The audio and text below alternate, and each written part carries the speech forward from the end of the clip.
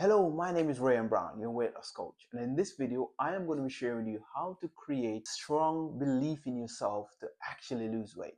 I am going to be sharing with you the two core fundamental principles to actually create extraordinary belief in yourself.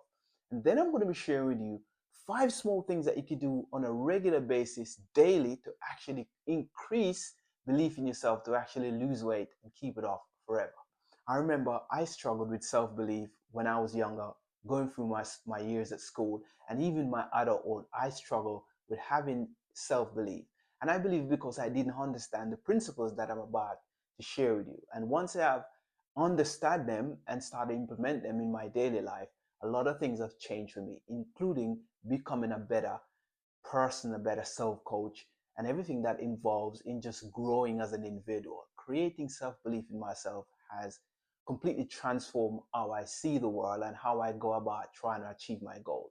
And I'm hoping by me sharing these tactics with you, you can do the same as well. Let's dive in. Having belief in yourself is a very important skill to actually lose weight. In fact, any other's goal you're trying to achieve. So there are two core fundamental skills to actually develop strong self-belief in yourself. The first skill is frustration tolerance. Because for you to have belief in yourself, to achieve a goal, to lose weight, something that you haven't done before, you have to be able to develop frustration tolerance. And frustration tolerance is really just enduring something for a long enough period, not being good at it from the start.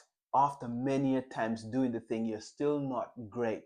You're not seeing any great results or any huge results for your effort. But guess what? You still show up and do the thing. And that's how you develop frustration tolerance. Sometimes frustration tolerance can temporarily lower the value of your goal. And if you don't know how to actually push through frustration tolerance, you will end up quitting or thinking, you know what, I'll change it and go to something else because this is too slow. It's not showing you the results quicker or in a huge amount.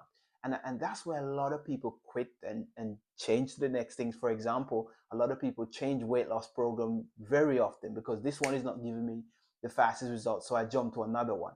And it's really because they haven't developed enough frustration tolerance at doing the thing for long enough periods. Be able to endure doing the thing for a long period, being frustrated, being not good enough, not seeing great results, and still show up and do the thing with the same enthusiasm.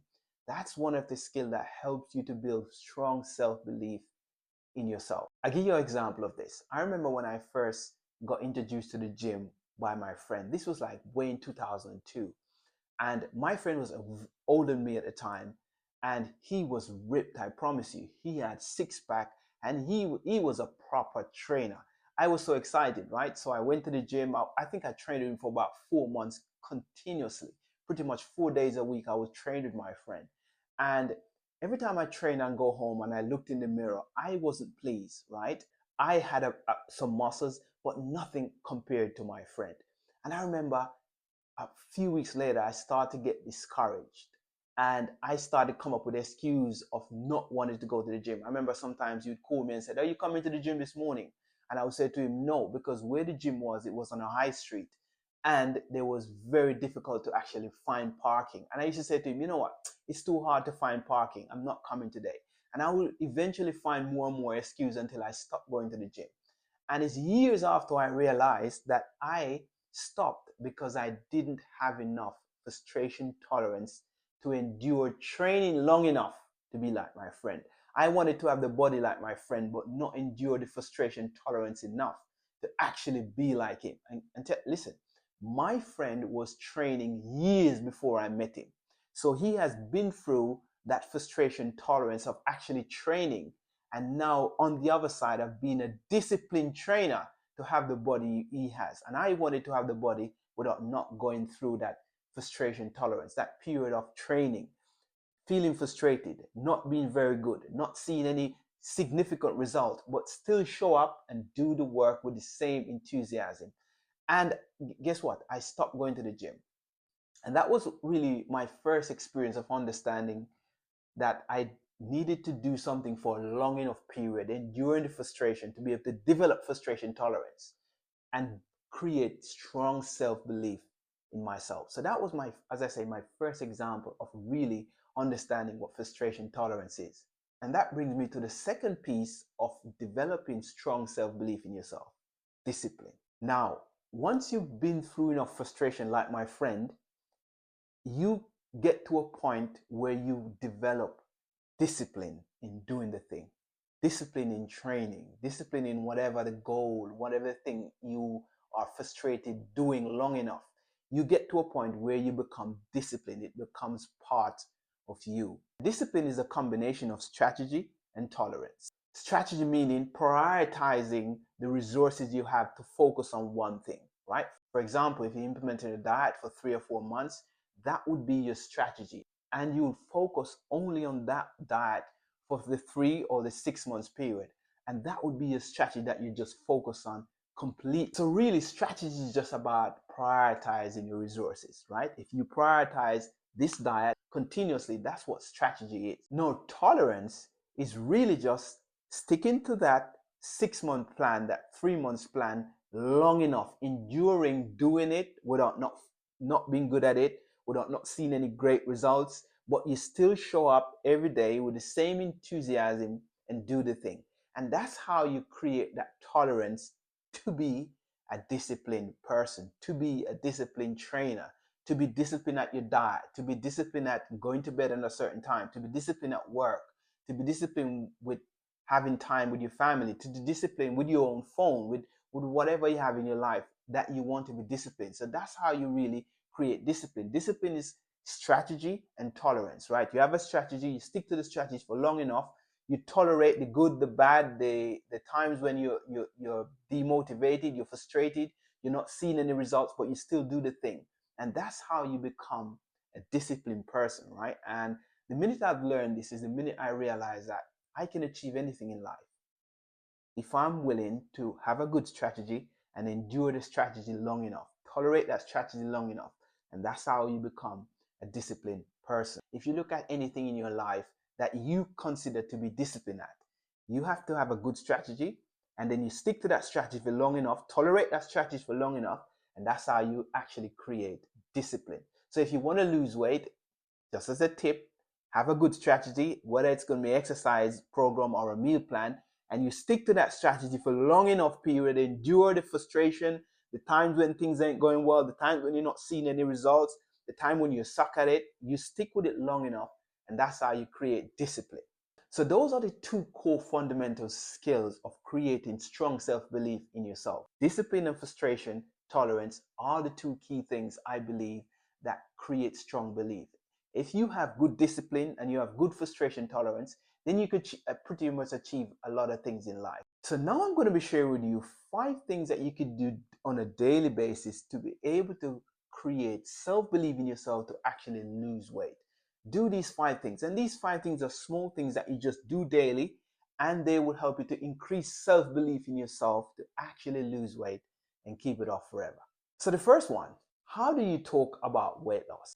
This is such a very important skill, but it's one that everybody seems to miss. A lot of people seems to miss. I'll give you an example. If you want to lose weight and you first said, you know what, I don't have time to go to the gym, I don't know what exercise to do, I don't want to go on a diet, I don't want to be restrictive, I don't want to stop drinking. Once you start going down that route of saying I can't, this is too difficult, it will decrease your actual belief in actually doing the thing. Versus if you said, you know what, I might can do this. This is something that I might can achieve. Yes, I can find time to go to the gym. Yes, I could go on a diet. Yes, I could stick to the diet. That will increase your belief dramatically to actually start implementing what it requires to actually lose weight. Remember, if you look at something in a negative way, it doesn't give you any motivation. Versus if you look at it in a positive way, it will increase that motivation. It will increase that willingness to start taking action. So that's the first one. How you talk about the situation, the weight loss, the task makes it way easier or way harder to actually achieve it. The second one is be honest about the situation. Be honest about the challenge that you're facing. Look, I have got caught in the trap about this one many times. I'll give you an example. When I used to first start selling weight loss clients or prospects, I used to always tell them that it's easy. But guess what? Once they start the program and things get hard, and it will, they tend to want to quit. They want to stop. They want to throw the towel in. And I believe part of it is because I wasn't honest at first to explain to them, look, weight loss is hard and it's easy, right? This is where it's going to get hard. This is where it's going to get easy. Losing 20 pounds or 30 pounds will be hard in certain points, and it will be easy. And as I learned as a coach is to be a truth teller. The more I learn about coaching and weight loss, I am a truth teller. Here's the thing. If I explain to the prospects from the start that weight loss is going to be hard and it's going to be easy, then when that challenge comes, when the difficult time comes, it's very unlikely that they will quit. Because what?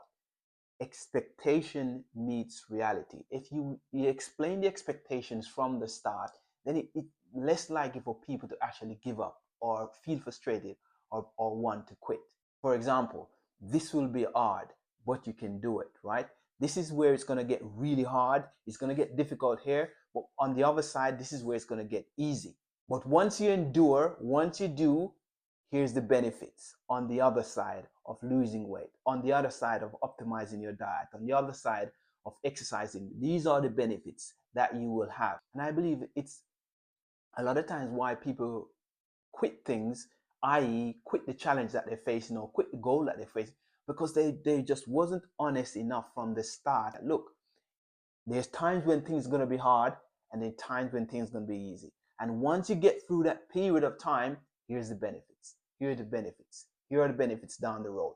And I think explaining that from the start will make the challenge a lot more easier for us to actually start or accomplish. Because if you're not honest about the situation, when it gets tough, and let me tell you, it will get tough at times, you will quit. So that's the second one. Be honest about the challenge. The third one, focus on the benefits. Way too much of us spend too much time focusing on the negative parts of weight loss. I'm not saying don't focus on the negative parts, but my coach used to tell me way back when I first started health coaching, she used to tell me that give both sides good hair time, right? If you're going to focus on the negative, also focus on the positive as well, right? 50-50. Keep it 50-50, and that will help you to balance how you see the thing. Because if you keep talking about the negative aspects of doing the thing, it makes it way less likely for you to achieve the goal. Focus on the benefits of what you will get from losing weight rather than the negative aspects. I'll give you an example. In the mornings before I head out to work, I love to go in a cold shower, right? And what I find is if I spend time focusing on how cold the water will be on my back, or when I'm finished, my fingers and toes will be cold, it tends to want to discourage me from getting into the cold showers, right? Because let me tell you something, getting in the cold shower in the morning is very difficult. But if I focus on how hard it will be, I get discouraged, right? Rather, I focus on the benefits. Having 5 minutes every morning in a cold shower gives me 25 minutes of cold showers every week. Cold showers improve how fast my body burns sugar, right? So if I go out and I have something sweet, my body will dispose of that sugar very fast. Why? Because I'm getting the cold. Cold is very good for testosterone, for example. I'm 46, so my testosterone levels at a certain age start to decrease. So I have to do things to try and increase or maintain my testosterone level. Cold showers is very good. It helps regulate my nervous system. A lot of times, if I have a cold showers in the evening, when I go to bed, it makes me sleep very well. So that's the benefits of cold showers. And if I don't focus on those things, I promise you, I will not get in the cold showers in the morning. And if it's weight loss, focus on the benefits of actually losing weight. Focus on what are the benefits of actually losing weight. What are the benefits for exercising? What are the benefits for actually optimizing your diet, right? Not feeling crappy, not feeling bloated, not have gas, not have diarrhea, not have itchy skin, right? All of these things are benefits from actually looking after yourself, or in fact, just optimizing your diet. So focus on those things. And I promise you, you focus on the benefits, you will way more likely to actually take the steps to actually achieving the goal. So that's number 3, focus on the benefit. Number 4, comparison.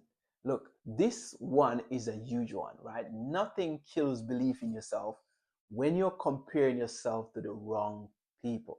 If you compare yourself to the people who are way ahead of you, you are not doing nothing for your actual belief. Example, if you want to lose weight or you want to gain muscles, be strong, and you're comparing yourself to somebody else who's been training for 10 plus years, who's been eating a certain way for 10 plus years. Like I shared earlier with my friend, he's been training way more longer than before I met him. Probably 15 years before I met him, he was actually training.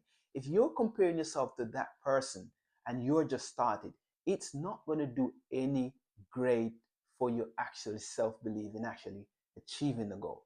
Instead, compare yourself to somebody who has the same stake, who's on the same path has you, right? It's one of the things that communities in achieving goals is so important, right? Because when you're in a community, you're comparing yourself to people who are on the same path, the same timeline as you.